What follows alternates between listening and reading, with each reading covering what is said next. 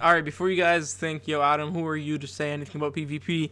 I just noticed this because this might be a bit controversial. So, I am basically a PvP YouTuber. I say this later in the video, but before anyone comments that, because I know how YouTube is. I asked Ignant, I asked Thanos, I asked a couple people out here in the Discord. I was hopping around asking. That's what I did, so I didn't just pull the shit out of my ass. I also do go in depth in the video about the people in the banner. So, go ahead and enjoy the video, guys. It's pretty dope. Alright, yeah. How do I stop this shit, yo? Oh, there. Alright. I know what you're thinking. You said, Adam, you're not gonna make stupid, unoriginal content. You're not gonna do should you summons and how to beat this and all that boring shit, alright? And, I'm doing one for Merlin. But here's the thing about my should you summon. It's gonna be PvP focused, not so much PvE. I'm gonna be talking about only PvP. And maybe a bit of PvE here and there. So tonight, we're getting a new banner. It's going to be Merlin alone, not Helbram and Merlin, sadly. So that's going to change the game a lot. And we're going to be getting an outfit, a weapon. Her outfits will be added to the shop. And real quick, okay. Other than the Discord being in the comments down below, there's my Discord, by the way, not the game's. We're getting guilds. And if you guys want to join my guild, it's open. You know, it's really simple. All you have to do is show up to my live stream. Or go into Discord and challenge me to a 1v1 or Drew. If you beat one of us, you're in. It's that simple.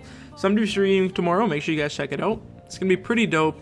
But basically, we're going to be doing... You get a lot of gems from it. You got to be killing demons. Gray Demon's coming out, but he randomly appears after you clear Chapter 6. New stamp set. Really, no one gives a shit. You can now go to level 70 through Limit Break because of the Gray Demon. You can buy unlimited limit break bundles because why not? Only for number 1 though. There's gonna be a new hero, Forest Guardian King. Okay, so the Green King is gonna be on sale in the Platinum Shop. Very nice. Everyday clothes, new bundles, a bunch of this shit. We'll go check it out later. You can buy King, I'm guessing, and buy Slater. And PvP Elite Bubble Icon has been fixed. And that's it. That's all we need to know about. Alright, let's go and talk about Merlin now and should you summon on her banner. Now, it's just going to be Merlin as far as we know. And this is her right now. Alright, let's read her passive, which is her, like, overall always going on ability. It's increased pierce rate by 10% per each ultimate move gauge orb. Now, if you guys don't know what pierce is, it basically, the enemy's defense, that's how much you ignore. She ignores 10% defense. And every time she gets 1 orb, it's an extra 10%. So she has 4, it's 40. Now here's the special part. If she gains all 5, she'll do an extra 50%, dude. That's 100% pierce. You're basically going to be ignoring all of their defense. Now, her first ability, Poison Wave. At level 1, it's just damage. At level 2, it disables recovery skills, so King's Purification, perfect. I'm pretty sure. Rank 3, same thing, more damage, except it's 2 turns instead of 1 turn for that recovery skill. Skill number 2. Frozen Factor. At level 1, freezes. So it's basically Gustav's ability. Right here, it's literally the same shit. It just freezes. It's literally the exact same, actually. Alright, anyways. And then rank 2, freezes. You deal 80% additional damage on frozen targets for 1 turn. It's pretty dope. Rank 3, 200%, 2 turns for the frozen. That's pretty good. And then her ultimate, we have 2, right? Okay, ultimate, combined attack. Alright, Exterminate Ray. You disable attack skills for 2 turns. That's pretty dope. And her regular one is Tornado Sever. It's basically more damage, except when you pair her with King, if we go down here or right side to associations, as you can see, you'll get these stats right here. Like if you do it with Gowther, you'll get pierce rate 19.2%. If you do it with this Gowther, same thing. If you do it with this Gowther, same thing. And then all the melees are the same. But then we have associated with. Now he'll give her crit chance 19.2, crit chance 19.2, crit chance 19. Basically just all crit chance for all of them. Like that's literally what it looks like. All these characters just give crit chance 19.2. Her gift is Unstable Liquid. Her food is Sandcrawler grilled with herbs and raisins with sugar, which is basically just HP. These are her stats right here. She has 540 attack, 420 defense, 6,400 HP, 20% pierce rate built in. So she's piercing like a motherfucker. Resistance is 20%, regeneration 10%, crit chance 20%, crit damage 140%, crit resistance 10%, crit defense 10%, recovery rate 120%, and lifesteal 10%. Now, should you summon on this Merlin? She sounds like a game breaker for PvP. Alright, maybe. So here's the thing about this Merlin. We have Gustav, as you guys know. He inflicts damage and then he disables recovery skills as well. Wait, she does that too, right? I did just read that. Oh no, she disables attack skills and this one disables recovery skills. So literally the same thing, except this is Poison Wave. I don't know why it's called Poison Wave and it doesn't even inflict poison, by the way. So he freezes and does the exact same thing with his up attack right here, the spike. His ultimate is just damage, right? His passive is decrease all enemies' resistance value by the value of the hero's pierce rate at the start of the battle. Okay, pretty dope. It's right when you enter the fight. Alright, so he's like a 4-star, you know, his stats are pretty dog shit. But, you know, he gets the job done, and he was kind of annoying for a while. But here's the thing. This Merlin, which should be coming out in a month or so, is literally way better. Okay, and she's a shop unit, so you buy her in the shop, right? Her passive is important as fuck. Fills all allies' ultimate move gauge by 1 orb at the start of the battle. So you're going to have, instead of 1, you're going to have, instead of 0, and you're going to need 5, you're going to have 1, you're going to need 4. So you can easily obtain an ultimate turn 1, especially if you add a food. If you use a food that gives you an ultimate, that's going to be the meta for PvP in a while.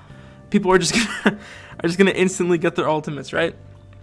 Inflict damage equal to 100%, 120% of one enemy, and then you deplete their ultimate move gauge orbs by 1. Alright, so it's like Bond, except it's way better, of course. It goes up to 3 at the highest, and 300% is the middle one with only 1. Then here's her amazing ability, Perfect Cube.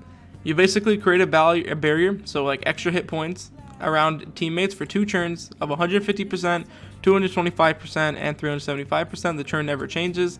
Her ultimate inflicts damage, it disables attack skills, inflicts damage, disable attack skills. So same things, except, what's it called? This kit right here is basically like, how do I put this? So it's like Bond's. It's like Bond's kit. And then we also have a barrier, which is like a heal practically. And you this passive, which is the most important, is absolutely bonkers, right? But here's the thing about this Merlin also. Helbram is not coming out, but he'll be out this month, and he's absolutely busted. He's better than both of them in PvP by far. And if you're pulling for Helbram, then this Merlin, you should not go for. This green one, you should go for red. So if you're going to go for Helbram, you pull for Merlin. Alright, listen up. So Helbram, he depletes ultimate move gauge, just like her. Amazing, right? The exact same thing, except his second ability petrifies. He's like, how do I explain this? He's like Green Merlin and Blue King combined, I guess you could say. He does the same shit as both of them. He just doesn't have the shield and the health, which is fine, I guess. He's definitely better than both of them.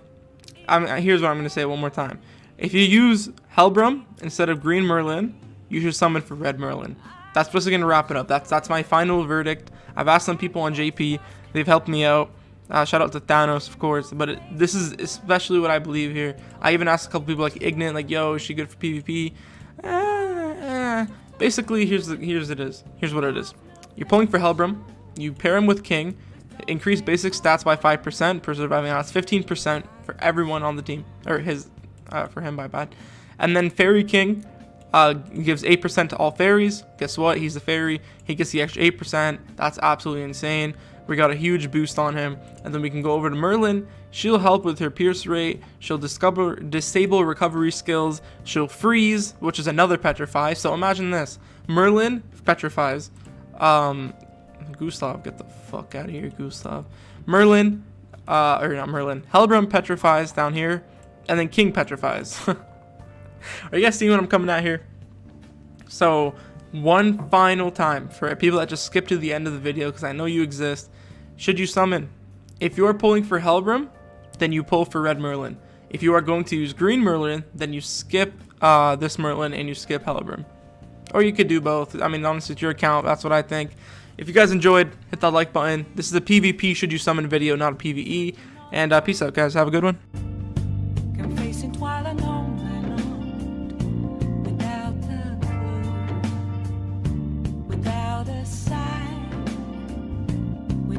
Grasping it, the real question to be asked. Father.